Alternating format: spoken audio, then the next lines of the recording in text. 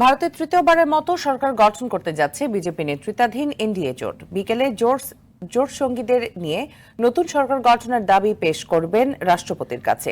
এদিকে শরিকদের দাবি দাওয়া পূরণে বেশ বেগ পেতে হচ্ছে বিজেপিকে। একগুচ্ছ দাবি দাওয়া পেশ করেছেন এনডিএ জোটের সবচেয়ে গুরুত্বপূর্ণ দুই শরিক নীতিশ কুমার ও চন্দ্রবাবু নাইডু। অপরদিকে জোট করেও সরকার গঠন করতে পারছে না কংগ্রেস। তবে লোকসভার প্রধান বিরোধী দলীয় নেতা হিসেবে রাহুলকেই চাচ্ছে কংগ্রেস। বিস্তারিত শাহাদাত শাওনের রিপোর্টে। মুখে নিঃশর্ত সমর্থনের কথা বললেও দ্বিধা করছে না এনডিএর শরিক দলগুলো। এবারে দুর্বল বিজেপিকে পেয়ে শরিক দলের পক্ষে দাবি উঠেছে ছেড়ে দিতে হবে স্বরাষ্ট্র, অর্থ, প্রতিরক্ষা ও রেলের মতো মন্ত্রণালয়। অন্যদিকে চন্দ্রবাবু নাইডুও 3টি পূর্ণমন্ত্রী ও 2টি প্রতিমন্ত্রীর পদ চেয়ে তদবির করেছেন। নীতিশের মতো পানি সম্পদ ও গ্রাম উন্নয়ন মন্ত্রণালয়ে নিজেদের এমপিদের দেখতে চেয়েছেন তিনি। শুধু তাই নয়, স্পিকার পদও দাবি করেছেন চন্দ্রবাবু।